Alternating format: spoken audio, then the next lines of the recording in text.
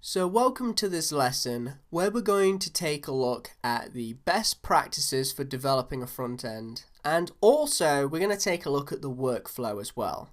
Now the workflow is not setting up the development environment, such as creating the folder structure, putting in the files and so forth. That's not what we're going to be doing. We're going to do that at a later date. But what I'm going to do right now is go over the principalities of best workflow.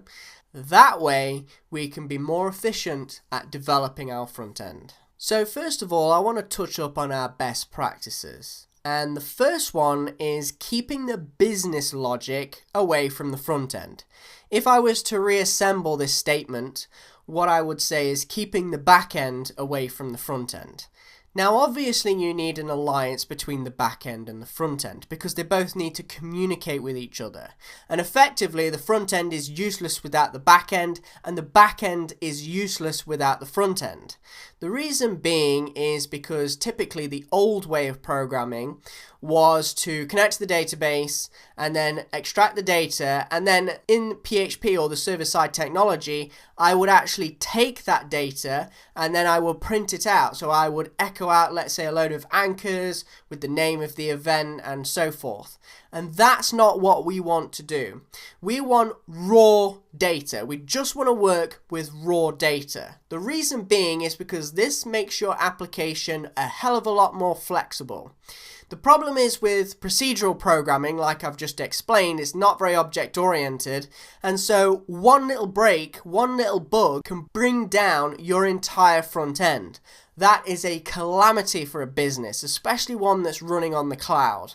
So this is why we have to get out the mind frame of procedural programming and enter into a new age where object-oriented programming is better. Not because it's necessarily going to be quicker, because in most cases, and again, it depends on what language you're talking about here, but if you're talking about, let's say, PHP in this instance, and we print it out directly from the database, it's going to be quicker than the PHP generating the JSON object, and then we have to pull the JSON object in and then display the content. That's not going to be quicker, and it also requires more code. But I've just said that that's a better way to program. The reason why I've done that is because it's more robust and it's more flexible. There's so many times where our clients change their mind and they want some extra data in there, or they want some data removing and replacing with something else.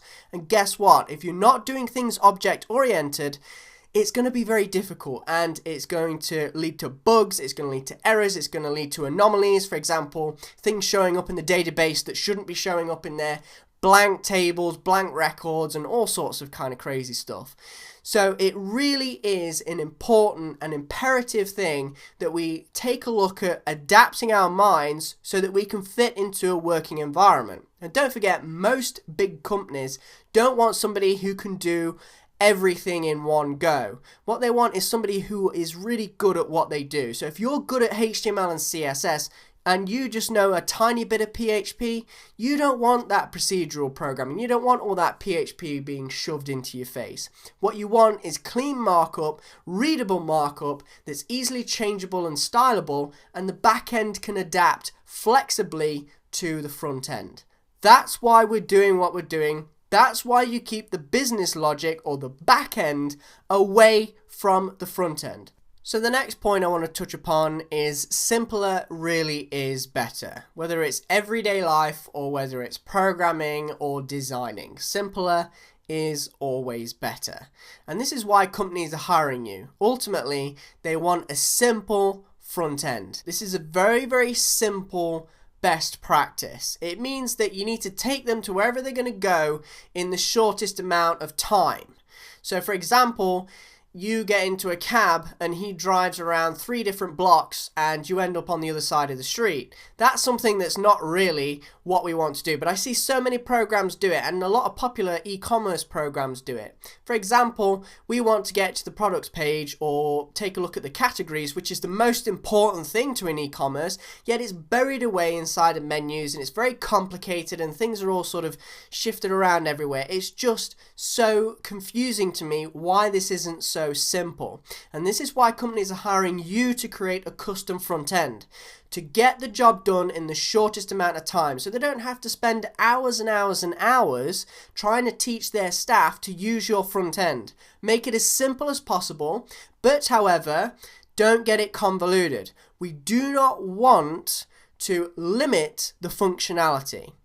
With the functionality, you should provide as much functionality as possible. Make sure they have all the features available to them. And yes, of course, there will be more complicated front ends that will need drop-down menus and so forth. But try to limit it. Try to consolidate certain things together to make the front end as simple as possible. And display data that is essential and abstract away data that does not need to be there.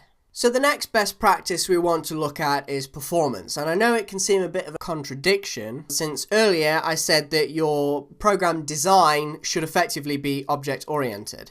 And inherently, object orientation is slower than procedural. And also, that's not the case for, let's say, JavaScript. JavaScript is much quicker when you start using prototype and so forth. But however, when it comes to PHP and server-side technology, when you start going into object orientation, it generally tends to be slower. It takes more steps in order to get that data from the database and then display it to the user when using object orientation instead of using the procedural traditional way of programming. So again, this may seem a little bit convoluted, but don't be. It basically means that because you're inherently slower, you're already going to be slower off the start line. What you need to do is be more performance focused than ever, because you need to squeeze out every last bit of performance so you gain back that inherent slowness of object orientation. Now don't get me wrong, scripts execute in milliseconds, so it's very, very rare that you're going to see an extremely slow interface. But however, let's just focus on performance and squeeze every last little bit out of it, because that will give you that extra edge, and that's the most important thing. Now let's move on to workflow. So with the workflow, what we need to do is take a look at dividing everything up.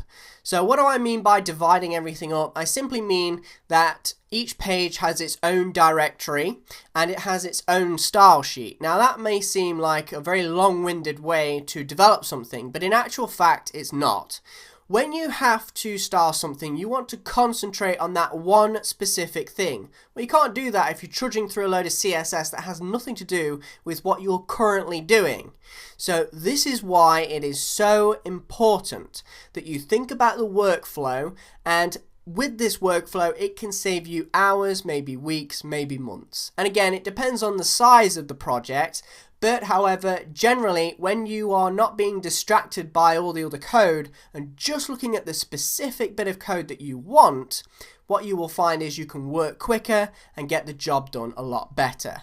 And on top of that, you can stitch it all together at a later date anyway. So that's not a big deal. The next thing I want to talk about is Sass. Now you can use the import with Sass a lot like you can use the import with CSS. So that means with the Sass file, when we use import, it will import any generic styling that you've got. So for example, styling the body element, adding in the font and so forth.